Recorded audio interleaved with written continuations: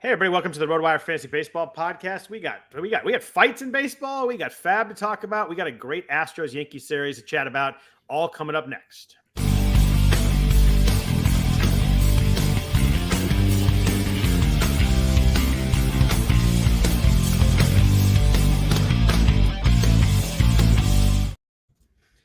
Happy Sunday night, everybody. Welcome to the RotoWire Fantasy Baseball Podcast. I'm Scott Jenstad, joined as always on Sunday nights by Jeff Erickson. If you could please rate or review the podcast, we do greatly appreciate that. Helps people find us, helps people locate the podcast, both the audio version and this video version you may have to be watching now. So we would appreciate that. Jeff, really good weekend in baseball. But first of all, how is everything with you? It's a really good weekend in youth soccer as well. Nice. We won our last tournament of the tournament season, so went out on style. San Juan Capistrano, fun tournament. Good to go out on top. So that was good. You guys are a freaking dynasty. It's you guys and the Warriors are the dynasties of 2022. Here. Oh wait, are we throwing around the word dynasty? Bill Simmons might not approve. Yeah, I'll let you know how much I care what if Bill Simmons approves or not. But exactly. I'm going 6 finals in 8 years as a dynasty, and I don't really care what anybody else thinks. But. Yeah, exactly. Well, hey, I mean, Bill Simmons from Boston doesn't think it. Yeah, okay, right. Weird. Hey, drafted 8 of the players on the team. I'm going to go ahead and go with dynasty. Exactly. But you guys are monsters, man. Every time I log on Sunday night, you guys won some other tournament. We had a great run. 6 out of 7 tournaments. That's awesome. 1 loss the whole season. So starting back in March. So fun ride. It was a great time. Takes my mind off of stupid Blake Snell too. So and what he did to my man Bryce Harper. We're gonna get there. Do you guys have like a superstar player that kind of carries the load in your team, or you're kind of more of a everybody contributes kind of team? Everybody contributes. Right. I think we have like 15 girls on the team, and I think 13 of them have all scored. So nice. It's pretty cool. Do you have anyone that's like going to play like super high level D1, superstar kind of things? We have one girl that who knows might. Okay. So it's the cool thing is, it's U16. So it's birth year 2006, 2007. We have some 8th graders on our team. Oh, all right. And one of our best players is an 8th grader, the one that probably has the highest ceiling. Yeah. And highest ceiling. I love it. We actually played up in a tournament. We played U19 level, and you guys just got beat by a bunch of 8th graders, so that was cool. But no, it was only because their sideline was a little chirpy, so that felt like especially good. But I mean, these are great kids. That's the best part too. Is they awesome. share the ball. They play well together. They get along. Parents are super nice. It's a fun ride. Yeah, that's awesome there. So jump into the baseball news. You kind of alluded to it with your Blake Snell comment. Biggest news over the weekend was Bryce Harper fractured his left thumb. Obviously, a pitch up and in from Snell. He obviously reacted really quickly that he was pissed off. He knew he was hurt. You could tell he knew he was hurt. And then like 5 seconds later, realized that Snell wasn't trying to do it on purpose. They apologized back to each other. Snell apologized. But fantasy wise, I mean, this is a monster. They, Bryce Harper's been awesome. I think there was a stat over his last 162 games. He's like 44 home runs. One of the best players in baseball, a 1st or 2nd round draft pick. Unfortunately, I know you have him on one of your main event teams. How crushed are you by this one? Oh, massively crushed. My better of my two main event teams, and I'm also in competing, going for in the XFL, the league that it's a hybrid, keeper / dynasty and OBP league too. And so he's massive there. And I've made all these trades to go for it this year, so I'm kind of pot committed. I also lost Sal Perez this week in that league, so it's been a tough week. Jeez, that's a brutal week right there. And I had just traded for Perez too, so that was. I remember that trade we talked about a couple weeks ago, buying low on him. Oh. Mm-hmm. So yeah, it's been a rough week. I'm pod committed, so I'm gonna keep making trades to go for it in that league. We'll see what I can do going forward. But yeah, it's a killer. Now it's indefinite absence, so I'm not dropping him yet in the main. If it's 10 weeks though, I think it's probably drop city. But I think we'll probably know Monday or Tuesday when he said he was like going to LA to get. I guess he was staying in LA or staying in Southern California because they were in San Diego. But staying to get checked out. I'm assuming he's probably going to Curl and Job to get all the high level checkout. But you just worry. You worry if it's super long that maybe he decides to do the other arm at the same time, or the elbow at the same time too, because he's had that problem. But right. If it's 6 weeks, I think obviously you keep him. He comes back, August 15th or something. You obviously want the last 6-7 weeks. I mean, it's been huge, hitting 320, 15 home runs, 9 stolen bases, almost 50 runs in RBI. Just ain't replacing that anywhere. No. We picked up Tyrone Taylor. He was available in our league, so that you got a heavy burden there, dude.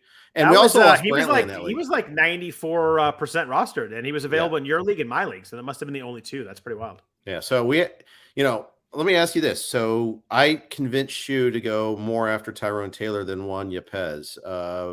What's your take on that?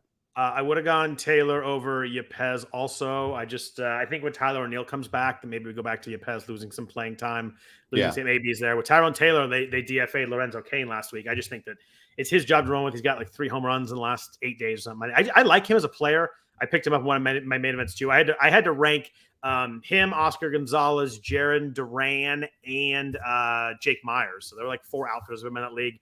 I ended up with Gonzalez and Taylor. I was dead in outfield, so I needed a couple live bodies. I had Manny Margot, who went the 60-day IL, and Trevor Larnach, who went in the IL too. So I like Taylor a lot. I like that park to hit. I like that lineup. I think he's a pretty good player. That he ain't replacing your Bryce Harper stats, but I think he's a very very rosterable guy in a 15 teamer that I'm going to end up playing most weeks. Yeah, we also had you mentioned Myers also in our waterfall. Yeah. But we got Taylor first, so we went Taylor. In fact, we went Taylor, Yepez, Myers, Veerling, Lane Thomas. We had to have an outfielder. We were desperate about that. I'd go Taylor and Myers pretty high above everybody else. I guess you like Yepez a little more, but I would have had Yepez. That would have been a clear top 3 though. Is those 3 guys right there? Yeah. We will get into Fab in a second. I want to talk a little bit about the. I thought the Astros-Yankees series this weekend was probably the best series of the season so far. It was 4 games. These teams obviously don't like each other. There's all the garbage can gate from the past. These teams don't like each other, but these games were great. There were the Yankees that won in walk-offs on Thursday and Sunday. The Astros had a combined no-hitter on Saturday. Just really like great games, high-level games. You got great players. There was a lot of good pitching in the series too. I feel like a lot of these series we get, you don't get great pitching. We had the Garrett Cole and Christian Javier matchup on Saturday was just electric. I mean, Javier was as good as I've ever seen him, and Cole was great matching him pretty much pitch for pitch. It was just a really fun series of high-level baseball. I realized, I'm an A's fan, you're a Reds fan. Our teams are dead and horrible, but I realized this weekend that watching some of these games, you realize why I love baseball, and I've got to shift from that frustration to watching good series. Now this was the best one of the year. Yeah, I thought that it was fantastic. On Thursday night, it was that and the NBA draft at the same time. So it's kind of like I had both TVs rolling, but I spent more time with the volume on the Astros Yankees game. Crazy finish in that one there. And then seeing the Astros just bounce back and have 2 good wins. Of course, they lost today, but both these teams are really good. Yeah, they're really, really good. Also, but Dodgers Braves was a good series too. Great series. Yeah, it was, and the game tonight was great too. I mean, the Dodgers scored 2 off Kenley. Clay's brother had a big hit in the ninth to tie the game. It was kind of fun to see. Trace Thompson just off Olsen's glove too, which is kind of weirdly fitting with the way that series has gone. But Dodgers are tough. They just don't go away. They look dead in the water sometimes, and all of a sudden they win that game. It was a big guy. They won 2 out of 3 in that series. It was a really good road series win. Yeah, no Mookie, no problem. But actually, I mean, they're scrambling. Problem for me, but apparently not for the Dodgers. Well, and it is for the Dodgers too. I mean, they went out and got Trace Thompson. They went and acquired him this week just because they knew they wanted to go platoon out in the outfield there. Alvarez as an outfielder is a good DH.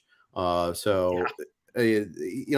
got to change. Now, the Dodgers, they have a prospect, and I want to make sure I get the name right, but he's been playing a lot of outfield this in the last week. He's usually a third baseman, and bear with me, and I should know better, but my mind's just not wired right to get names. But they might have a solution in the near future because we talked about this a little bit off air, but Mookie's not coming back anytime soon. Yeah. So that's something to watch for. Miguel Vargas is who I was thinking of here. It's the third base prospect, but he's logging time in AAA in the outfield. He's a Cuba guy, right? I believe so. Not drafted, right? Signed from Cuba. Yeah, and no, I think he was. Well, he signed with the Dodgers in 2017. Yeah, stud prospect. He's crushing it at AAA right now. 866 OPS as a 22-year-old, but now he's changing positions. So this is. Pretty obvious that they're going to use him in the short term, the outfield. Now, Justin Turner's kind of shaky right now, too. Probably, maybe could be his last year. So they could move Vargas back to third eventually. But, I think that might be something because I think they're kind of tapped out in terms of like big financial resources to apply to a problem right now. At least tapped out in terms of they don't really want to pay the punitive measures of the luxury tax. Yeah, the thing that's nice about Vargas too, big power without striking out too. He's like 15% strikeout rate last year in Double A. It's 16 home runs in 83 games. It seems like the Dodgers, whenever they need somebody, just call somebody up as a stud, which is kind of frustrating if you're not a Dodgers fan. But the game tonight was great. Spencer Strider looked awesome, and Tony Gonsolin pitched well again. And he just gets guys out. He doesn't look like Strider does on the mound, but it was a fun matchup. Just two guys that maybe were kind of not big names coming into the season, and have both stepped up pretty big. Strider slider was nasty tonight. He threw some pitches that are like just unhittable. Yeah, I was listening to the game on the drive back from the tournament, and Gonsolin not wanting out of the game there at the end. Yeah, it was good. I like that. Give me a pitcher like that every time. Yeah, and of course he was right. I mean, they got out of it because Muncy made a nice play at third base, but you could see that he wanted to keep going there a little bit more. I love Gonsolin. I mean, he's been a lifesaver on one of my teams. So wish I had more of them. Both. It's funny, we talk about the Yankees and Astros, splitting that series. We talked about the Red Sox a couple times, staying hot again. They won every game this week. They've won 7 in a row now. They're still 11 behind the Yankees because the Yankees are otherworldly, but they're putting a lot of distance on wild card. I think it's very clear that the Red Sox we saw in the first month are not who the Red Sox are now. Right. They still need to figure out some bullpen, but Tanner Houck, 6 saves now. He's looking really good tonight. They still need to figure out some 7th and 8th stuff, but Nick Pavetta's been huge. This is a real legit, really good team that we thought was maybe bad in April. Yeah, and they, like you said, they've caught fire. They've already passed the Rays and the Jays, and they're in good shape now. So all of a sudden, there's more teams that are vying for these wild card spots, but it's still the AL East, which is kind of funny. But Cleveland's still hanging around. They just had the misfortune of running into Boston this weekend, but they were on fire prior to that. And the division's obviously still in play there too for them. But Boston's are going to be without Tanner Houck, remember, for the start of this series against the Jays. And Jaron Duran, if you picked him up, he's not going to be going to Toronto either. I did not know that about Duran. So that'll be tough too. So do you try to go get Matt Strahm for these 3 games, or what do you just ignore it? I saw a note from Todd Zola that he was watching the game at the time that they kind of made it seem like it was going to be John Schreiber closing out games for this 3-game set. Okay. I'm sure they'll mix and match, but that was it sounded like Todd was actually watching the game, and that's the announcers were talking about. So I'm going to, obviously Todd knows what he's talking about. I'm going to go with that. I actually looked at Schreiber a couple of these. I didn't like in my waterfall, as you would call it, or as James Anderson, you always give him the credit, would call it. I think Schreiber may, if you need saves, in a daily league, you're probably going to Yahoo Friends and Family right now and picking them up as we speak. But if you need saves, Schreiber or any of those guys, it's going to be no Houck for the first 3 games. Yep, that's right. And Waka's getting a start in that series. It's Siebold getting a spot start, and then Waka and Pivetta. Michael Waka, 2.34 ERA, 6-1 this year. He's not striking guys out, but they're out pitching their peripherals. Todd Zola mentioned this. David Bush, there's their pitching coach, and he's a out pitch. He was the opposite. He had great peripherals and underperformed from those peripherals. But although home run rate is not a peripheral, I mean, I think that was the real lesson here. I'm still waiting for the bomb to drop on Waka. I feel like there's gonna be a couple of implosions at some point here, but sure has helped teams a lot so far. But it's funny you mentioned the AL East. The Rays are sneaky, really, really bad on offense, especially lately. They're bottom 5 in the majors in OPS right now, and I know they're even worse in June. They've been really, really bad on offense.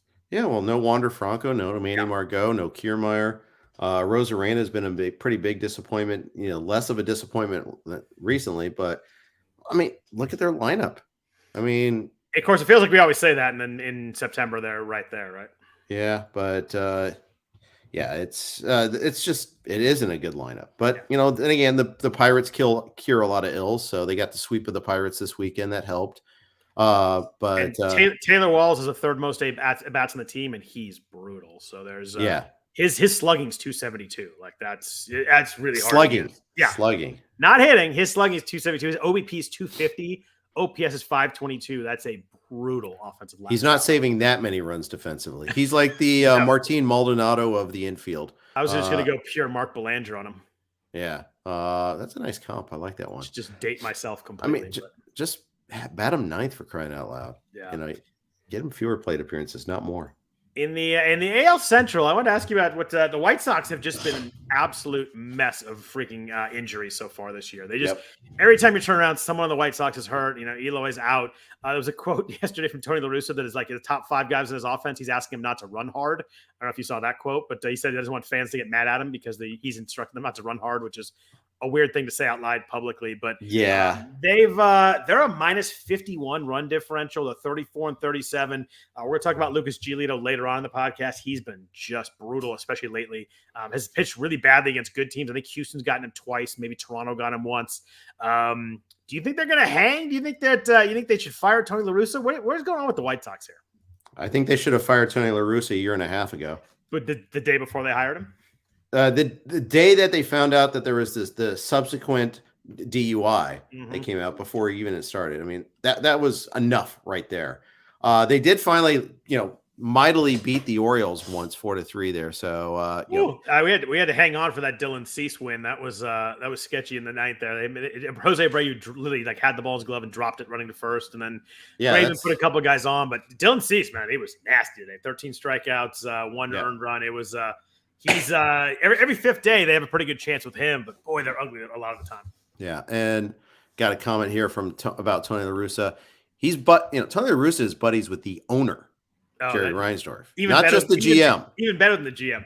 Yeah, it's the owner, and the owner long ago regretted firing him the first time, and had to rectify that, and because 25 years later he's still the same guy, right? No, come on, guys, just don't. Yeah. It's all very strange. I forget. I think it was the Baltimore announcers were talking about a quote from La Russa, and they're like, "That's just really strange." But the NL Central has become a 2-team race, but kind of a fun one. We got the Brewers and the Cardinals. Brewers have a 1-game lead on St. Louis. They took that lead today, but the other 3 teams in Central are legit terrible. Pittsburgh, Chicago, and the Reds. Sorry to our Reds, but they are bad. They're wretched. What do you have a strong preference in this division? How do you think this works out? Because they're two interesting and fun teams, the Brewers and Cardinals. I know you don't like them; they're rivals in your division, but the Cardinals especially plus 60 run differential. Jack Flaherty got hurt again today. I was just going to bring that up. Big loss. That's a big one. Yeah, and it's the shoulder stiffness. We'll see if they make it sound as benign as possible, but it's the shoulder, and it's just throwing shoulder as a pitcher. It never. That's gonna be time again. Is key. That's a good point. I mean, it's going to be time, and Cardinals usually figure stuff out, but he just got back. I think it's his second start off the IL, and that's a brutal loss for them. It is. I like how the Cardinals have been aggressive this year in promoting their prospects. They promoted Gorman. Yepez they promoted. They've called it Liberatore for some starts. He's probably going to have to get some more now that Flaherty seems like he's going to be down. I mean, it could be nothing, but it's highly unlikely to be nothing. I think it's going to be something. And that I feel like, they're going to be fine getting in the playoffs. The question is, are they going to have that top end pitcher once they get there? They've gotten great mileage out of some guys, but they have a staff full of guys that don't miss bats. Dakota Hudson, Wainwright, even Michaelis. Michaelis has been phenomenal this year. Yes, but he's not going out there striking guys out. You're right. Right. They've gotten nothing out of, Steven Matz has been hurt and bad. So that's kind of amazing. Yeah, I think they're starters short. I think their bullpen's probably pretty decent. Their lineup's really good though. Pretty damn good Frankie Montas destination if they wanted to get part of the market, but he could certainly make them a more interesting playoff team for sure. Absolutely. And just looking right now, I mean, they're a game behind the Brewers. They're tied for, I guess they're the last wild card. They're not tied. Are there 3 wild cards now? Is that how it works? Yeah. Okay. They're a half game ahead of the Giants right now. Freaking Giants. They never go away. They have not been playing well though. No, they lost 2 out of 3 to our Reds this weekend. So yeah, the Reds smoked Esclafani today. That was ugly. The disco 2-step, which is a dance movie you don't want to emulate. It's rough. Yeah. It's the Elaine Bennis dance step there. You don't want that one. Good one like that. No. It just 2 bad, wretched starts this week. Yeah, it's funny. In one of my online leagues, I picked up him and Jose Urquidy. Jose Urquidy was pretty much through 2 gems, and Descafani wiped that fully out because it was bad. Well, let's jump into week 13. I think we're at now. Just look at a few schedules here. We have 3 teams with 8 games. We have Cleveland, Minnesota, and Toronto with big schedules. So they each have a doubleheader in there. Big 8-game schedules. We also have 4 teams with 5 games. There's a lot of disparity this week. Arizona, the Giants, the Mets, and the Tigers each have 5 games. So if you're if you play in a daily league, that's a lot of movement there. If you play in a bi-weekly league, something like the NFBC, like moving guys in and out, it's going to be big there. You're going to have a lot of guys with some 2-game spots in there. And then obviously the 8-game teams, you have some 5-game half weeks, which are obviously large. Yeah, absolutely. It's, and here injuries are stacking up. Can you the tough part is, do you have the flexibility to take advantage of this schedule, kind of mix and match enough so you can bench the 5-game players and the marginal 5-game players and find starters on the 18th. And the other thing too is sometimes tricky is like the marginal 18 players on the 8-game teams are going to be like playing like 1 game of the 2 doubleheaders, but 2 games. A lot of those, very few guys are actually going to play the 8, but it's nice if you have 5 in a half week, you're going to get 4, which is pretty big right there. And there's I usually get rid of the 2s, like unless it's a top 5, top 5 round pick. I usually the 2 gamers is just so the margins are so thin there that I try and at least get a 3 or a 4 if I can get rid of some 2 gamers. Yep. I mean, you look at Arizona, like even Christian Walker's been great, but I'd probably find somebody else to play for his 2, that sort of thing. Alec Thomas, David Peralta, those kind of guys that aren't, automatic starters. I'm not taking out Mike Trout in a 2-game week, but anybody kind of beyond that top maybe 70 or so, I'm usually taking out. Yeah, that makes sense. That's good philosophy. We have some good offensive schedules this week. I really like Seattle. I guess we should talk about Seattle and the Angels today for a second first, though. Like that was a while. Like usually baseball fights are so bad. The bullpen's running. Everybody kind of maybe you get someone shoving someone, but they're all kind of talking out there. This is like a real fight. There were actually like punches thrown. I saw JP Crawford like kind of throw a couple punches over by the screen. I think he's going to get suspended. But Jesse Winker, the Angels threw behind Julio Rodriguez. I guess they were upset about someone almost hitting Mike Trout last night, or that actually hit Mike Trout? Up and in on Trout. I think it was Eric Hansen that did it. And it wasn't even purposeful. But it was just like, if you're going to throw inside, you don't miss that badly near the head. I love that. I love you in old school and call him Eric Hansen. I think it's Eric Swanson. Swanson, you're right. But they had an Eric Hansen though, right? They did. I remember that. That's why my brain is just off tonight. I think I have a lot of his rated rookie cards. Yeah. You think they're worth anything now? You should find out. Yeah, now that I just pumped it up right there, that huge endorsement. I mean, I'm going to eBay now because the market will never be hotter. No, absolutely not. But so they threw up an inning at Trout, then they threw behind Julio Rodriguez in the first inning, and then Winker came up in the second and drilled him in the leg. I think the Mariners are mad. They thought the Angels used an opener just to throw at people. Well, yeah, they announced it last night, like late last night. Oh, we're going to use this opener instead of Suarez. It's Andrew. It's Wantz. Andrew, is that right? Andrew Wantz, and he'd never started before. And he said, I read the MLB.com, the liner, the gamer on it, and he's like, it was sweaty. I haven't pitched the day before. Oh, Dookie, come on. I haven't pitched the day before. Wow. Maybe you meant like as a major leaguer, but that's an amazing line right there. Please, he's pitched 11 games. I have to go look, but there's a Sunday game in there. I bet you he's pitching the day at some point. Yeah. Yeah, I mean that it was almost as bad as the Pirates saying that O'Neal Cruz needed to learn how to pinch hit before they called him up after the purported, the estimated Super 2 deadline. I mean, it's about that much face value they can take it in there. That's a horrible quote. So Winker got hit and seemed like he was just kind of looking at Wantz like, "What's your problem?" And then went over to the dugout and he was like jawing with Phil Nevin, and then it's just all hell broke loose. There were some punches thrown. They were actually fighting. There were guys down on the ground. Then like broke out again on the side.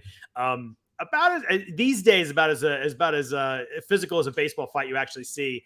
We're going to get some suspensions. I think Winker will probably get a game. He gave the finger to the fans coming off the field. I think he's going to probably get a game or 2 for that. JP Crawford's going to get a couple games. I'm sure Wantz will get some games. They'll be able to make the appeal so he can only pitch in night games, hopefully, for the rest of the season. But I didn't see. I tried to watch Julio Rodriguez was pissed. And he kept trying to instigate it, but I don't think he actually threw any punches. Anybody that I saw at least. But he got ejected too. He got ejected. There were like 8 guys that got ejected. Raisel Iglesias threw sunflower seeds on the field. That was hilarious. I don't know what he's doing, but he got mad because he goes, "I didn't throw a punch, and somehow I got ejected from this game." Okay. So I just don't. The sunflower seed. You usually get like the Gatorade cooler out there, but the sunflower seed bucket was it was like a crate of sunflower seed bags. It was pretty funny, but but Seattle does have a good schedule this week. Hopefully, all their guys are on the field. They have 7 games at home. The 3 against Baltimore, 4 against Oakland. Gotta love that for pitching matchups. Toronto, we mentioned, is the 8-gamer. They have 3. They're all at home too. That should be a good week for Toronto bats. They do have Boston, who you mentioned, but not the best Boston pitchers going this week. And then 5 against Tampa Bay.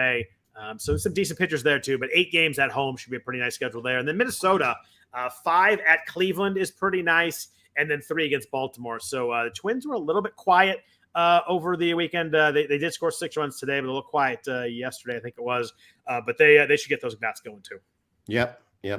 I'm looking at that Toronto Tampa series there. They do draw Sugar Shane McClanahan in that series. So is he friggin'? He's a Cy Young right now, right? If there was a vote, I think so. Yeah, I do too. I think so. He's awesome. He is. He really is awesome. The real question is Clay Holmes second? Maybe. Might be. Verlander. Yeah, probably. It probably is a starter, but man, Clay Holmes is getting some votes. Yeah, do they still do Fireman of the Year or something like that? I think that it's not Rolaids anymore because I don't have Rolaids as a company anymore. But they do some sort of reliever of the year. But he's losing his job this week. It sounds like. Be perfect for that same main event team. Ridiculous. Oh, you guys have Holmes and no Chapman, right? I couldn't disagree with this one more, but it sure sounds like Chapman's going to get the job back as soon as he's done with his rehab assignment. Well, I was reading that they're going to mix and match. Oh, are they? Okay. But I didn't read it this weekend though. So I thought I saw a quote from Boone that said he's our 9th inning guy when he comes back. But that could have been a tweet. It could have been a tweet, someone's opinion, but I thought I saw. No, you're probably right. You're right. Apparently, Jeff, your cat opened the blinds. Oh yeah, she's being a real pain in the butt. And our friend Anthony Gialdi, it freaked him out a little bit. So yeah, because if you look at the angle, you can barely see the cat. I'm kind of like shift. I'm shifting the wrong way. But yeah, she goes on the. Yeah, she's just like a real hassle right now. She finally went on the bed, but I don't know. She's wigged out right now. She usually hangs out with my daughter Erin all the time, and we were gone this weekend, so she's like all over the place right now. A little abandonment issues. Yeah. So let's jump into Fab here. I thought it was a way more interesting week for hitters than pitchers in Fab. I think as we've seen, I think Jeff Zimmerman wrote his article again for FanGuff this week. If you don't have your starter set, good luck this week. Starters are really tough to find. But let's jump into the hitters. There are a lot of interesting names. First is one we've talked about 35 times last year because that's how many times he got demoted.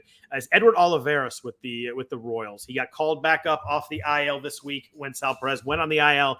Hit 2 home runs. He hit 8th on Friday, and everybody's like, "What are you doing, hitting behind Ryan O'Hearn?" And then he hit 2 home runs on Saturday, or 2 home runs on Friday, and then he sat. They went 0 for 4 on Saturday. And they sat him today. All he did get in the game. Of course they did. They're going to send him down tomorrow, right. I'm sure. And I figured, demotion's coming tomorrow. But this is someone that, I hope he just sticks. We've said that 100 times, but, his fantasy stats are really, really interesting. I mean, he stole 35 bags in 2019. In 2021, last year in AAA, 15 home runs, 12 stolen bases, only 66 games, hit 313.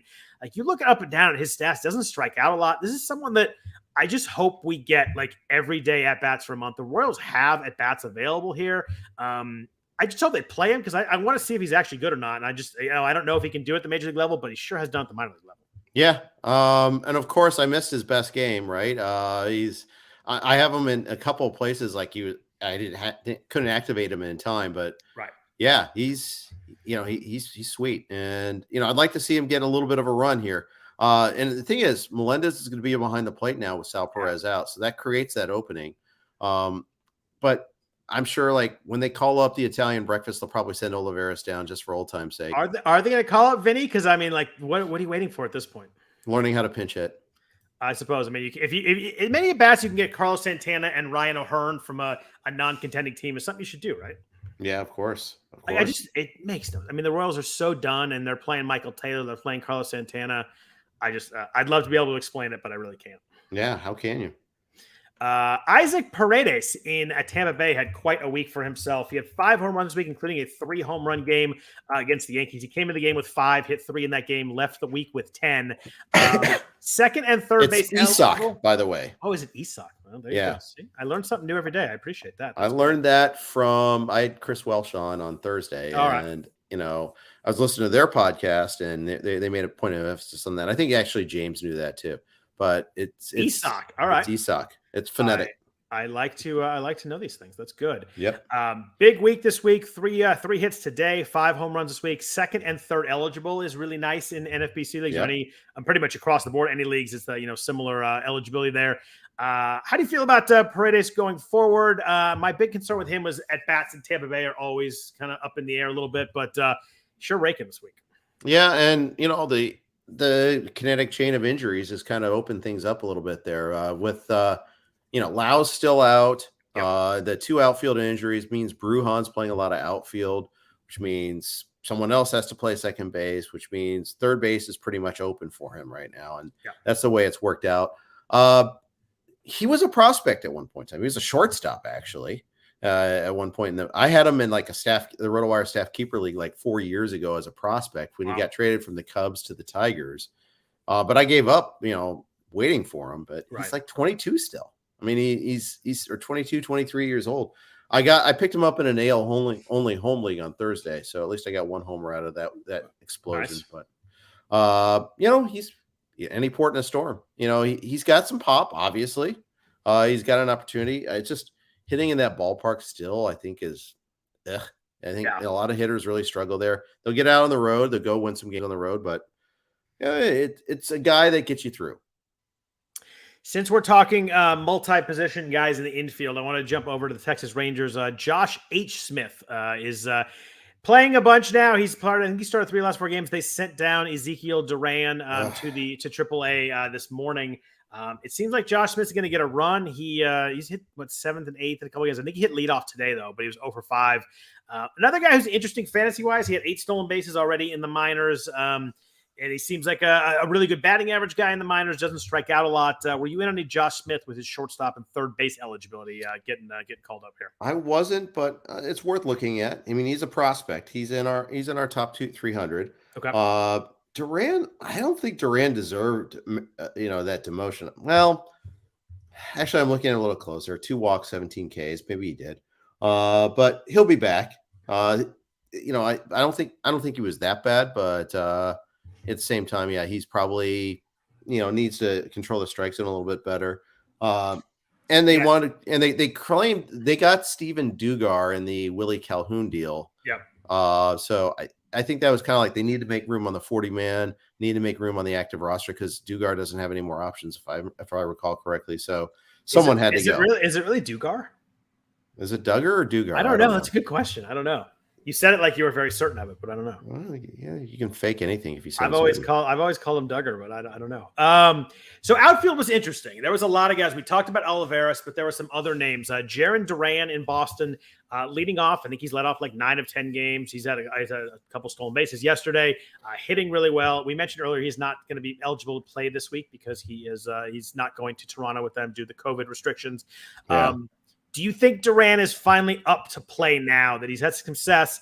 Obviously, Kike Hernandez will be back here at some point. I think Christian Arroyo will be back at some point. But it seems like this time getting called up, maybe the tides have turned a little bit, and it's Duran's job to lose now. Yeah, it looks like, Hernandez had the setback earlier this week. So that Jackie Bradley Jr. is horrendous.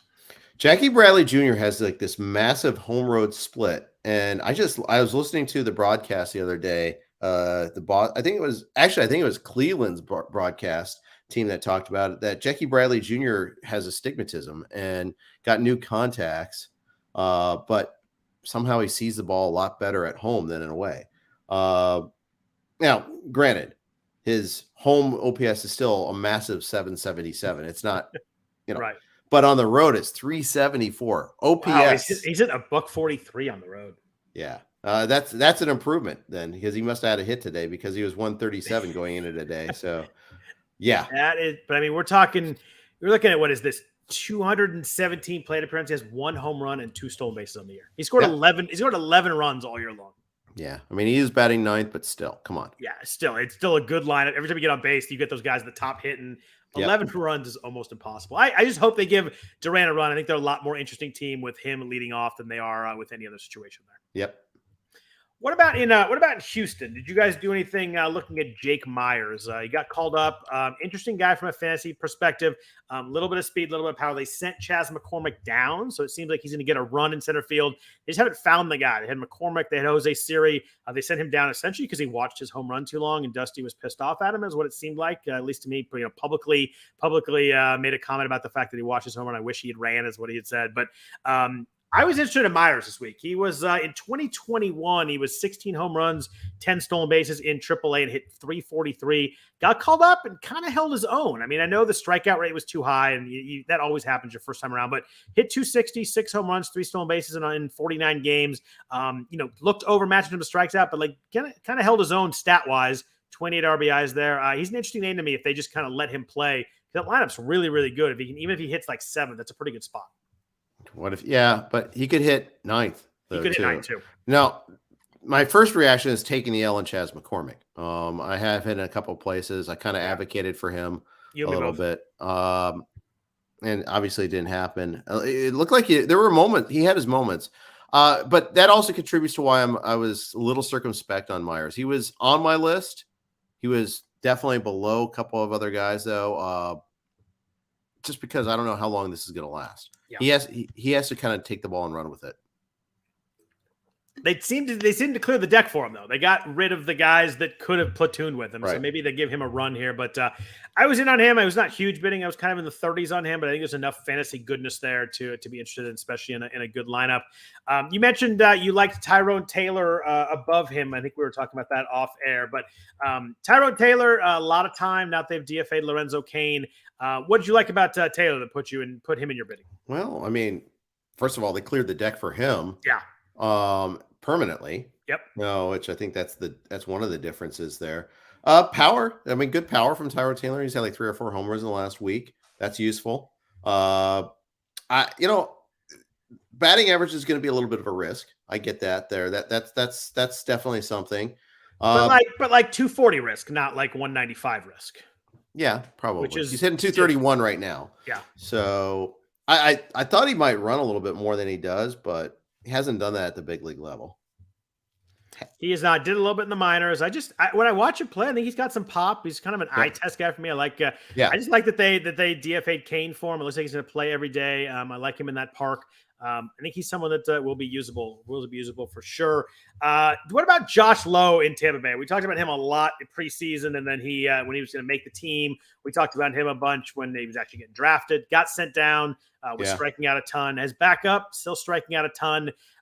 He was available in 80% of 12 teamers. So there's a lot of leagues he was available in this week. Now he got called up on, I think it was last Monday, he got called back up. Were you in on any Josh Lowe? Do you think he could turn it around? How do you feel about him right now? I mean, he's still striking out a ton. I snagged him last week in Scarf. Nice. That's a 15 teamer, so that's pretty good. Yeah.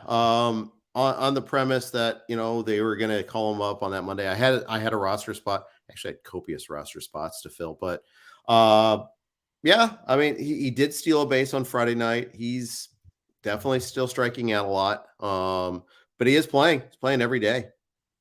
Yeah, and as we're looking at, especially in a 15-teamer, that's key. All the injuries has pretty much cleared away for him to play every day.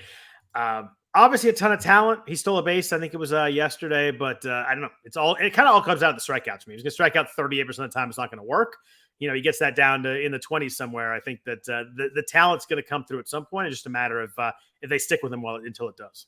Yeah, and they didn't clear the decks for him. The decks got cleared against their will, but Margot's out for a long time. Yeah, he went the 60-day IL, so he's gone long term. Kiermaier, if he comes back, who knows how long he stays healthy. But they're going to have. There's pretty much no way they're going to have to give him a run, right? Yeah, I think so. But that they'll have someone else they'll dig up. They'll find another prospect if Lowe continues to struggle. I don't think they're going to make a big name trade. I think that the Astros might, because the Astros actually were pretty quiet this offseason. I mean, they re-signed Verlander. That was their big spend. Yep. But they didn't. I mean, they lost Correa. Yep. They replaced Correa internally. But I actually think they need to go trade for a catcher that can actually hit. So I think that's Maldonado's rough at the plate. It's pretty much an empty at bat every time through. Yeah, I mean, it takes a machete to your offense. Yeah, catcher and center fielder, I suppose, right? Yeah. So, but that I was gonna say Ramon Laureano, but I think the history between those two teams might make that one not workable. Oh my God! But you know what? I mean, the Yankees traded for Josh Donaldson. It can happen. Yeah. Although I think Alex Centrone's still on the Astros staff, so that might be a tough sell. That worked out so well, by the way, with Josh Donaldson. But no, actually, you never know. It still could. He's not even when he's healthy, he's not hitting well, which is surprising to me. I thought he'd get hurt. I think there'd be issues like that, but he hasn't hit either. No, and he's not. He's playing less than he was before. Yep. I mean, why should Gleyber Torres sit in his favor? I mean, been better so far. Really shouldn't. Catcher's always hard to find. Jorge Alfaro, I can say it. 67% rostered in 12 teams available in a lot of leagues. Has been really good for San Diego. Kind of splitting time with Austin Nola, but 6 home runs, hit 287, 11% barrel rate. This is someone that had some pop in the past. He had 18 home runs with the Marlins in 2019, 10 home runs, only 108 games in 2018 with the Phillies. If you need catchers, it's rough out there. I think Alfaro. I also kind of like Max Stassi. I saw I got to drop in some leagues. He's been struggling too. He's probably a pretty decent ad to kind of maybe turn it around and get hot a little bit. But catcher's hard to find. But I think if Alfaro's available in your league, I'm going and grabbing that right now. He's on a heater. Hit third today. Now Machado is out, but still third. That's a good sign right there. And he's had some big hits for them. So I do like that ad. Yeah. We mentioned stars are hard to find, but let's talk about some pitching and fab. But first, a note from our sponsors at Blue Wire. We appreciate all our sponsors as always. There, Jeff, starting pitching is impossible right now. It's I keep looking for guys to start, to play, to add, to stash, whatever it may be. I'm having trouble every week. First guy I looked at was in Los Angeles with the Dodgers. Andrew Heaney went back on the IL this week. Yeah. Mitch White is taking his spot. Are you in on a Mitch White? But a guy someone that was pretty darn good in the minor leagues last year, was decent when he got called up with the Dodgers last year, 46 innings, ERA under 3.7. He's a Dodger pitcher, good offense behind him. It always seems like they kind of make guys work. Yeah, absolutely. He was on our list.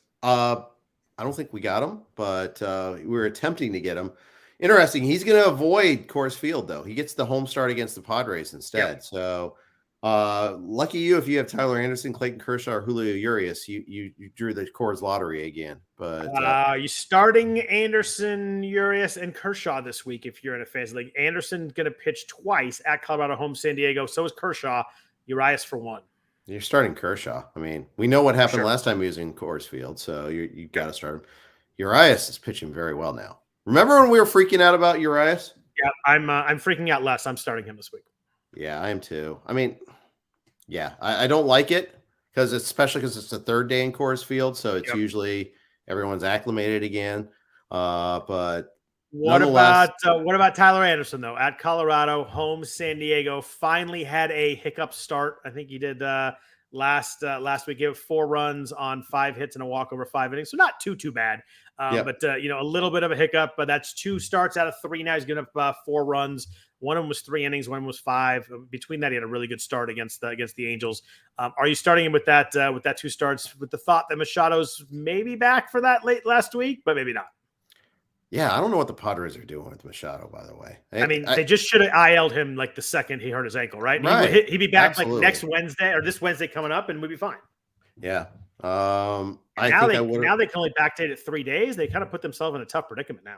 Yeah, they're in a bind. Yeah. They're definitely in a bind. I'm probably starting Anderson.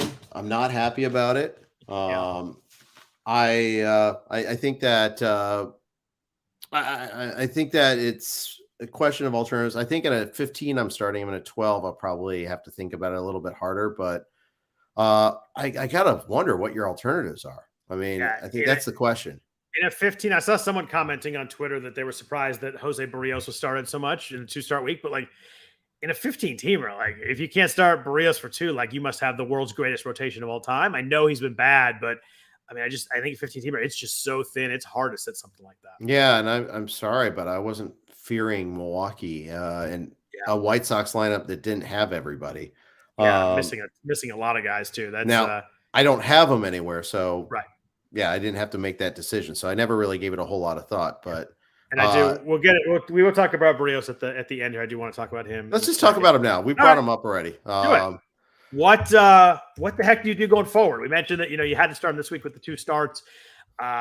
It's insane. It's now a 5.86 ERA. In what is that? 15 starts, 78 and a third. The strikeout rate is way down. It's down under 20%. He's at like 7.35 Ks per 9. Walk rate's fine, same as it was last year, but home runs are up. BABIP is not horrible. It's 296. It's not like it's like, oh, he's a 400 BABIP or something like that. It's just bad. Like his xERA is 6.21. It's actually higher than his regular ERA. It's just, I don't know what you do him. He's just been legit really hittable and bad. And this is someone that was good for the Jays after they traded for him in the second half of the year last year. Really stepped up. People loved him we've loved him like 10 times now as a step up guy. And here comes the next step. It never comes, but I don't think we saw anything quite this bad. He's always pretty consistently good without being great. I think he's frustrating, but the ERA is usually high 3s. Right now we're talking high 5s.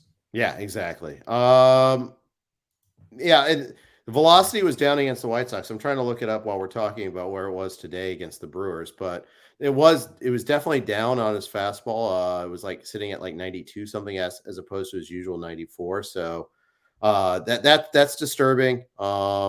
All in all, just it was a disaster start, and those are the things it's just a killer there.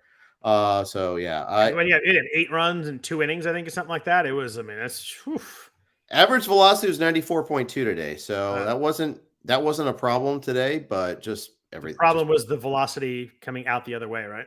Yeah. His CSW is about 20%. Nothing special there. Ugh. He got more swings and misses. Not much more, actually. He only got 4 swings and misses today, so that's pretty darn bad out of 33 swings. So next week, Barrios gets home against Tampa Bay. Are you cutting him? Are you starting him in that start? Are you benching him for a week and see what happens? Where are you in let's just call it a 15-teamer to stay consistent with the question here. This is me striking my eating popcorn GIF pose here right now. Right? I'm watching to see what everybody else does is what I'm doing. To give you, but it's our job to give you advice. I'm starting it. I think, okay. I think I'm holding. I'm not sure about the starting again, alternatives, but home start against the Rays. Rays aren't hitting well right now. Yep. Yeah. I think that makes sense, but I want to know though. I mean, this is 2 starts in a row. He's not even getting any swings and misses. That's the thing that really bothers me. His next 2 starts are home Tampa and at Oakland. I'm starting those 2 starts. And that point, if he's been bad those next 2 starts, I'm thinking about probably benching and maybe even cutting at that point. But I want to throw Tampa and Oakland and then see where we're at 2 weeks after that. And then I'll make my decision, say, at the All-Star break. But at that point, he might be if he can't pitch well against Tampa and Oakland, I think he's a drop at that point. I'd agree with that. I think by then we'll have more information too. Other starters, any interest in Josh Winkowski or Dean Kramer? Winkowski with the Red Sox pitched well this week. Dean Kramer, ERA under 2, pitching really well for Baltimore. Did you anything with these 2 AL East arms? I didn't know that Dean Kramer had an ERA under 2 until I saw a friend of the podcast, Vlad Sedler, say he's a Dean Kramer guy this week. So do you think he might be in after the Dean Kramer goodness? He might be. Yeah. He did well against the White Sox, man. Yeah. Tampa Bay, Kansas City, Cleveland. Cleveland got him 3 for 4 1/3, so that's not so great. Who does he get? He gets at Seattle and then home Texas, home Angels. So it's a schedule play by Vlad, and anybody else who picked him up too. Yeah, I mean we got to keep reminding ourselves that all of a sudden Camden Yards is a pitcher's ballpark. Yep. Not as much as it was in April, obviously, but. And outside of Trout and Ohtani, I don't think the Angels scare you too much right now. And, Texas is obviously workable at Seattle.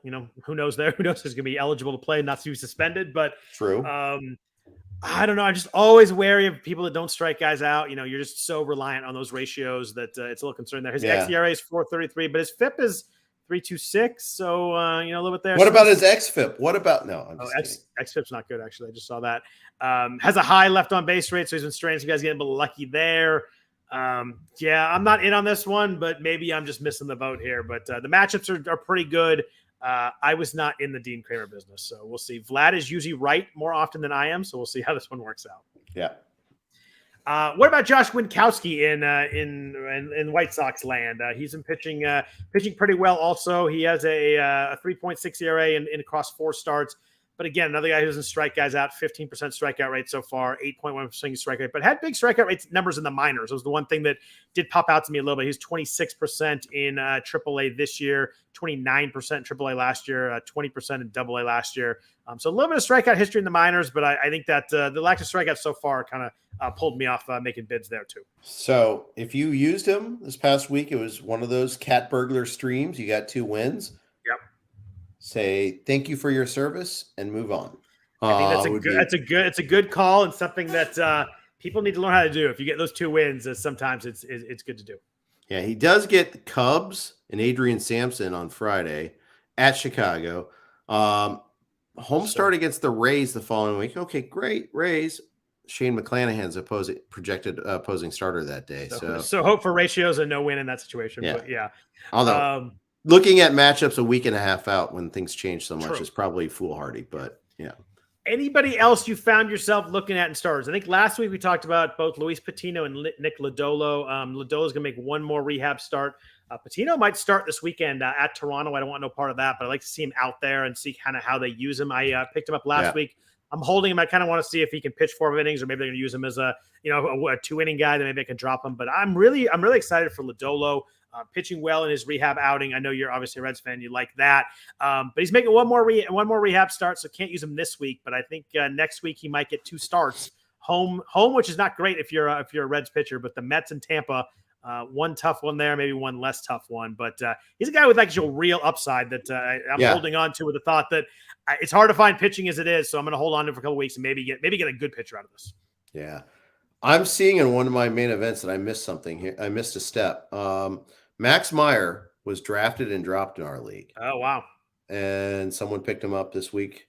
I didn't even notice he was available. So shame on me. Mitch White was like our target. That was the guy we were hoping to get. And we got outbid on him. But Kyle Hendricks was actually dropped and picked up in this league. Kyle Hendricks will do the exact opposite of what you think he will do every time. Every freaking time. Yeah. So if you sit him, it's a gem, luck. and if you start him, it's just I want no part of that. Pitched a gem on Friday night against the Cardinals. Of course he did. In St. Louis. Do you have a sort of feeling that Meyer's coming up soon? Obviously when he gets called up, he'd be a fab bonanza of action there. But except for in this league. Obviously. Except for in your league, obviously. He's thrown 43 innings in the minors. Obviously, he got hurt, and then he's come back. Obviously, a super high-level guy. He was really, really good in 2021 in the minors. He pitched about 111 innings. Obviously, one of the best pitching prospects. Do you have a feeling he's coming up soon? Is there any sort of I know there's some rumors about that, Miami. But they're getting Edward Cabrera back next week also. But, Castano's not very good. They could replace him. There's definitely some spots where you could slide into. Yeah. The reviews have been rave. So, yes. I want them. I think sometimes, especially, believe it or not, I trust the Marlins when it comes to when they promote their pitchers. They seem to do pretty well with that. How rostered is Meyer? Is he rostered in most leagues? How is that? That's a good question. No, I can't. I don't think I can look because he's not available in my main event, so I can't even see him in the roster pool. All right. Well, let's pull him up here. I'm trying to look on the player page if it shows that. If you if you go to free agents, you can click owner status, and it shows everybody that's rostered also. Okay. I can't look at him either spot because he's not rostered in either of my leagues. Yeah. It says Noah's a free agent, so let me try looking. So in that free agent drop down, if you hit the drop down, that right above free agents, it says owner status, and you can see everybody that's rostered. All right. So 17% rostered in the main. Oh wow. All right. So he's not taking that. He's not drafted and dropped or drafted and held in that many leagues. Yeah. 0% in the 12s. Now I don't know if that's before or after tonight is the question. Either way, I guess they could have been drafted and dropped. I'm sorry. That wasn't the 12s. That was start percentage. Oh, it started. Yeah. Idiot. I'm guessing he's pretty close to, single percentage there also. So that's going to be, that's going to be a gigantic fab when he gets called up, because that's 83% of the main events he's available, close to 100% of the onlines. That's going to be if you saved your money, that might be the week right there. Yeah. 3% roster in the 12s. So right, yeah. There you go. Yeah. How big will you go at? You don't have to give me an exact number, but are you going to be aggressive? Yeah. In one, I pretty much in my 2 main events, I have one that needs pitching and one that needs hitting. The one that needs pitching, I probably emptied out pretty good for that, just because it's probably the last big name, and my offense is so good that I'm not really worried about having to fab much offense the rest of the way. Obviously, that could change, and but I have a ton of home runs in that league. I have pretty good depth, so I think I'd be pretty darn aggressive about it. Yeah. Someone is asking, since the other name we had to talk about, we were talking about Brios, we're going to talk about Lucas Giolito. So let's talk about him now, since someone asked a question about him. Jeff, what do you do with Lucas Giolito? Been really rough the last 4 or 5 starts. He has 2 starts this week. He is, I'm looking here, he is at the Angels, then at the Giants. So he's got a road 2-step. ERA is 5.4 on the year. Strikeouts are similar to last year. Obviously down from the 2019-2020 dominance, but similar to last year, 27%. Walks are a little bit up. Swing strike rate's still 13%. A ton of home runs has been his big bugaboo so far this year, 2.13 per 9. A lot of hard hit balls, 12.5% barrel rate. He's among the leaders there, 47% hard hit rate. So a lot of hard contact.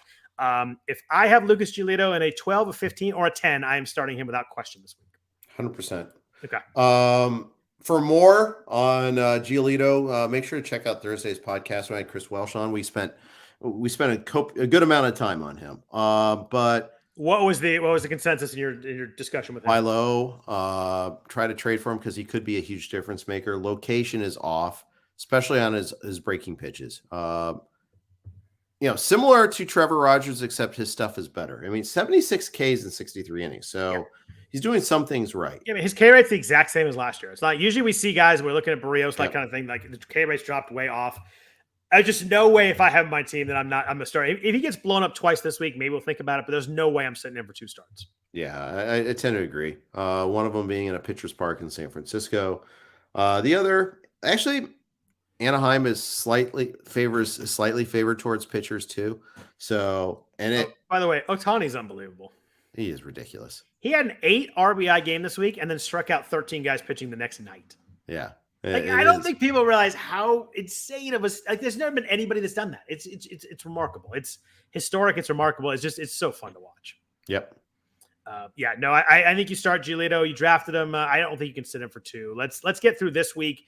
If it's rough this week, then maybe we have that discussion. But I'm a full start on Giolito this week, and I think he's going to pitch well actually. Yep.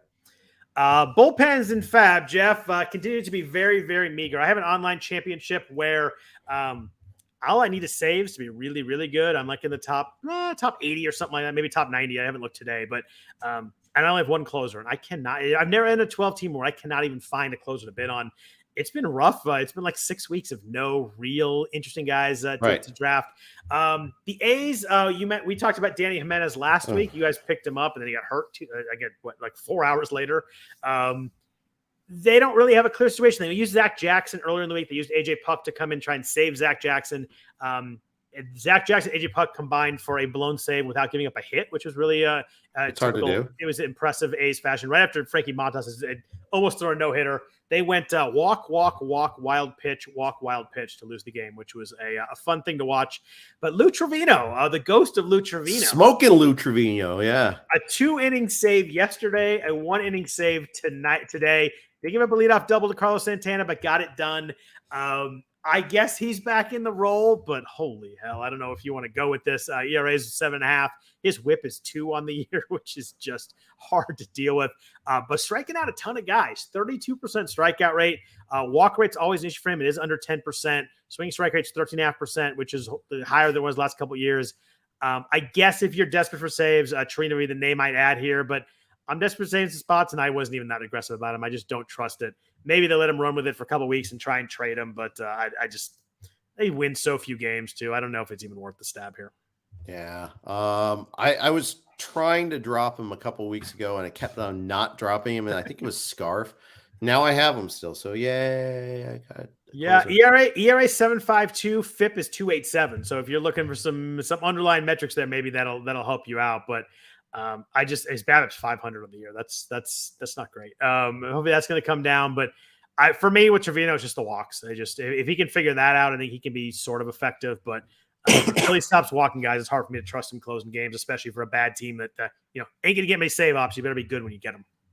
On the same vein, let's see if you can name this guy that we just picked up in a league. Oh, fantastic! This guy has 2 saves in the last 2 weeks. Starting on June 13th. From June 8th to now, he's lowered his ERA from 6.53 to 5.11, and his WHIP from 194 to 174. So really, just crushing it now. Manager's quote: X is definitely somebody that likes closing games. He thrives on it. In some ways, I think the bigger the situation, the better pitcher he's going to be. It may not always be the 9th, but I'm definitely aware of that and works in his favor to keep getting those opportunities. Who is this fool's gold pitcher? And what team are we talking about? The way you brought it up, it's got to be Hunter Strickland. Yes, it is. It's absolutely Hunter Strickland. And so I talked about suddenly you think that the Reds have a closer. No, I don't really think that. Shu talked me into adding him though, and I mean, if nothing else, he's a really good team clubhouse guy. So you guys, get some nice, so you get some good clubhouse, some good vibes there, and that'll work well. Do they face the Angels or Mariners anytime soon? We can see if we can get another brawl going. I hope so. Unfortunately, they can't face the Phillies because Bryce Harper's out because that's his nemesis right there. But that's true. Yeah, I mean, I looked at him too, and again, desperate for saves. I looked at him. I looked at Trevino. I don't trust David Bell to not go with someone completely different the next time. But I guess that quote is not horrible. I guess if I'm looking for a silver lining there. It's a pretty dumb quote, and it's a pretty dumb quote. But it's like a quote like maybe we get to the 9th thing. Maybe they're going to use him again because that's how he likes to make situations. Yeah. So not this week, but the following week, the Reds have this like silly schedule. They go 3 home games against the Mets, a doubleheader on Thursday at home against the Pirates, and then the Rays come to town. So a 1-day, 2-game series against the Pirates. Have you seen the Yankees baseball? Have you seen the Yankees schedule this week? I have not. I'm going to go look at it now. 3 home games in New York. Okay. 1 game at Houston. 3 games at Cleveland. Like that's not even. I'm not. That's not a makeup either because Houston has a roof.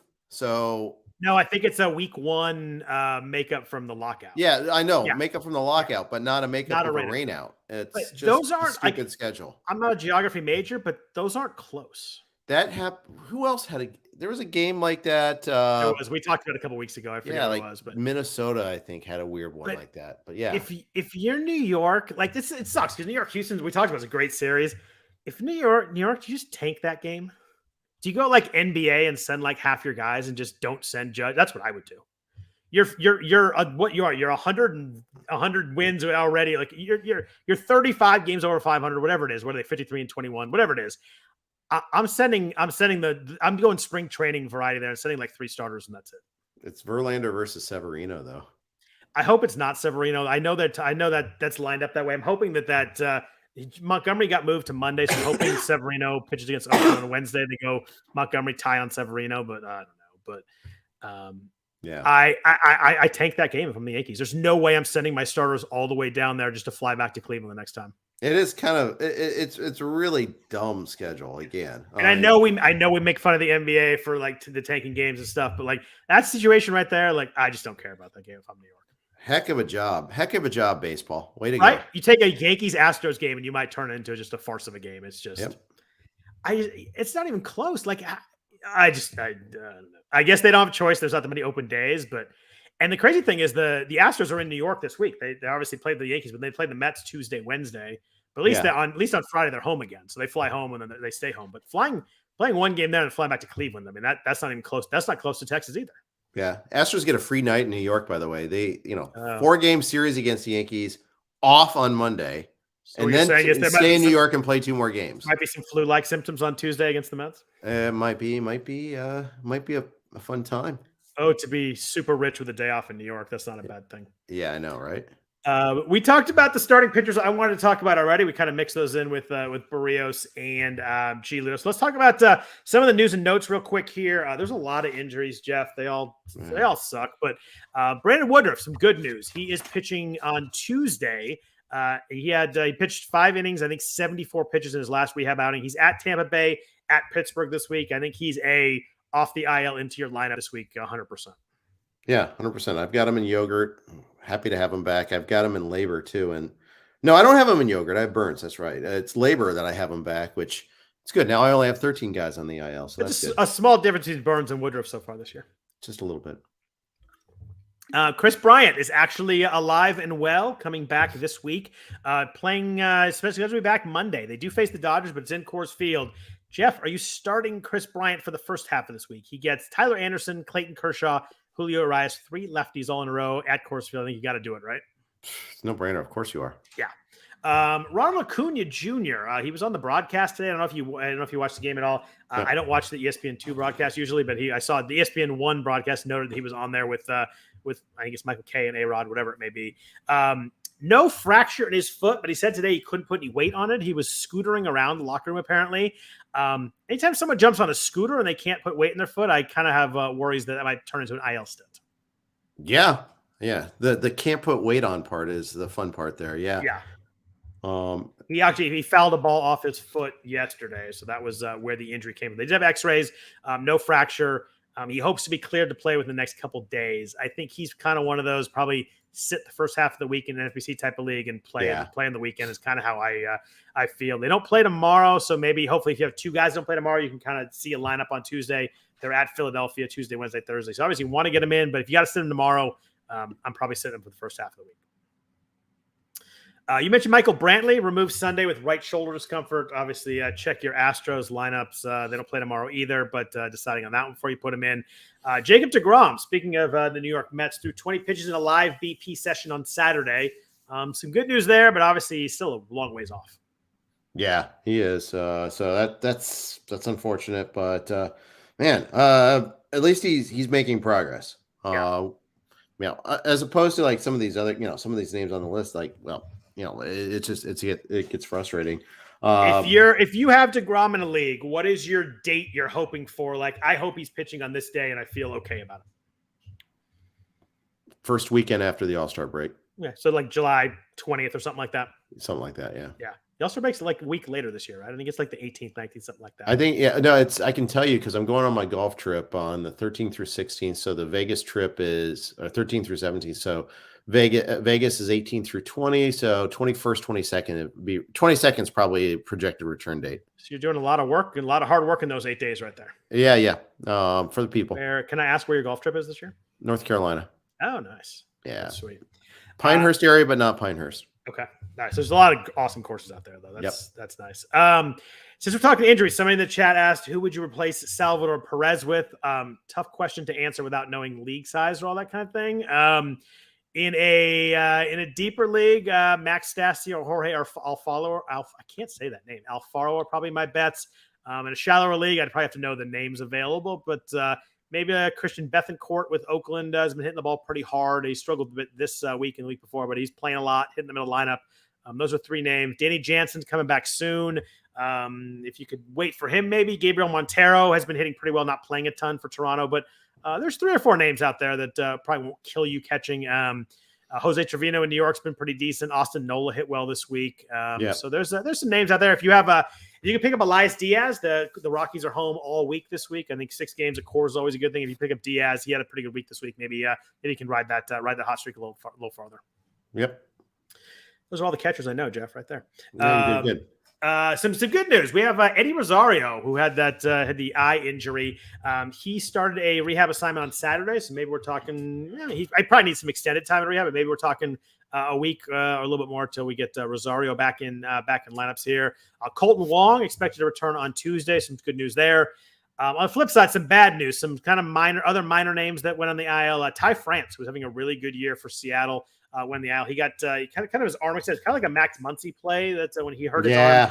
He got they were playing the A's, and he reached into the baseline and got hurt there.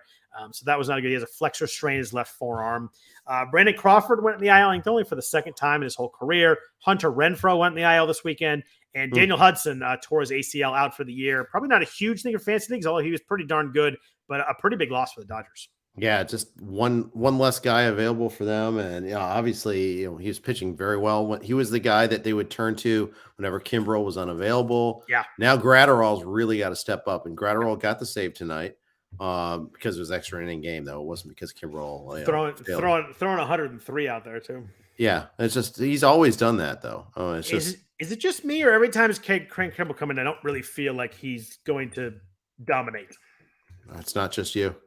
It's a weird, uneasy feeling of you just don't feel great when he comes in. I know the ERA is a little elevated at 4.3, but the WHIP's 1.5, the walk rate's over 10%, which is always, when he has bad years, it's the walks that are the problem. But yeah, it just doesn't feel, you have that feel when a closer comes in, you're like, this game's over. It has the opposite feel with Kimbrel. And he's, he still has 13 saves, but I don't feel good. And I wouldn't feel good about him in a playoff game right now if I'm a Dodger fan. Yeah. And losing Hudson, that's why losing Hudson's so much bigger though, too. Yeah. It fully is. Tyler Stevenson on our Reds could go on a rehab assignment in about a week. I think he's probably going to be a mid-July kind of back in the majors thing. If you have a league where you could stash him, or maybe you have a spot you don't know what to do with, I think Stevenson's a sneaky ad right now, maybe a couple weeks early, because catchers are tough to find. Sure. Anthony Gialdi just did give another option at catcher. Nick Fortes, who hit the walk-off homer for the Marlins today, might be another option too. Yeah, Fortes has hitting 289 with 3 home runs, a couple steals in only 44 plate appearances. It's not bad at all. Nope. Jeff, anybody else you want to talk about? I feel like we could talk about Dansby Swanson again, but I let you dance too much about him last week. But another good week for Swanson. He's been awesome for you. Alejandro Kirk I had to talk about, but I mean that guy's unbelievable. Like talk about a catcher that's worked. It's frustrating because he was someone I really wanted to get in drafts. He got jumped in both my main events, and I think he was a popular guy that got jumped in a lot of leagues. But he's at 322 with 10 home runs right now. He's been a huge difference maker if you have him at catcher. Yeah, when Rob Silver talks, people listen. That is usually true. He tends to unearth some guys that are pretty darn good. But anybody else you want to talk about? Anything else on your mind before we jump out of here for the week? No, I got to figure out what trade I'm going to make in XFL to replace Perez. So I'll let you know about that next week when we'll figure that out. But no, good stuff there. We do have a last question here. What do you think of Graham Ashcraft for the rest of the season? You're the Reds fan. I'm leaving that question for you. So throws harder than people realize because the strikeouts haven't necessarily matched the velocity. Had a pretty good start on Friday night against the Giants. Was a little rough prior to that. I think there's a learning curve for him right now. He wasn't like on the same plane of prospect as Hunter Green. Doesn't necessarily mean he's less suited to success now. He might have a lower ultimate ceiling. I'd like to see his secondary pitches improve a little bit so he can improve that strikeout rate. I think he'll be learning on the job too. So kind of he's okay, but I think he's going to be tough to rely on, especially when the team context is so bad. Someone also asked, Anthony Gialdi asked, how much longer for Eloy Jimenez? I don't know. It seems like they moved him to the 60 IL, but that's strictly kind of a procedural move. He went on the IL on April 23rd, so it doesn't really affect anything. It's just freeing up a spot on the 40-man when they called up Lennon Sosa. I don't know. I mean, he went on a rehab assignment. He got I think he had 8 at-bats and something like that. And he paused for 2 weeks. Then he's come back and he's had a couple of games. I assume as long as he comes along in rehab, he should be maybe another. You can't imagine more than another 5 or 6 days down there. They're going to want to get he's going to get at bats. You might as well get him in the White Sox lineup. I would say maybe another week, something like that would be my guess, but maybe a little bit less than that. But I'm guessing, and with Eloy, it's been tough to guess. I mean, he's played the last 5 days, so that's good. That is really good. So I guess it could be. I mean, it could even be this week. Yeah. I certainly would hold on to him, and I just watched the news on that. But as soon as he gets in there, obviously you're going to want to start him. I assume you guys held him in the main event, right? Yep. Okay. Yeah, I think that's also our Harper team, so maybe it'll be a 1-for-1 replacement. At least that could work out pretty nicely. Someone finally asked about the catcher question. I would go Alfaro before Austin Nola just for the power if I had to pick between the two. All right. Other than that, thank you everybody for listening. Thanks for all the questions in the chat. Thanks everybody for watching, whether it be live here or listening on the audio version that will be up here in a few minutes. We always appreciate that. If you can please rate or review the podcast. It helps us a lot. Also, for Jeff, I am Scott Jenstad. If you want to follow me on Twitter, I'm at Scott Jenstad. Jeff is at Jeff_Erickson. We both are usually on there talking talking sports, talking some baseball. So hit us up on there. Other than that, I hope everybody has a good fantasy week. Take care. We'll be back at you next Sunday night. Have a good one.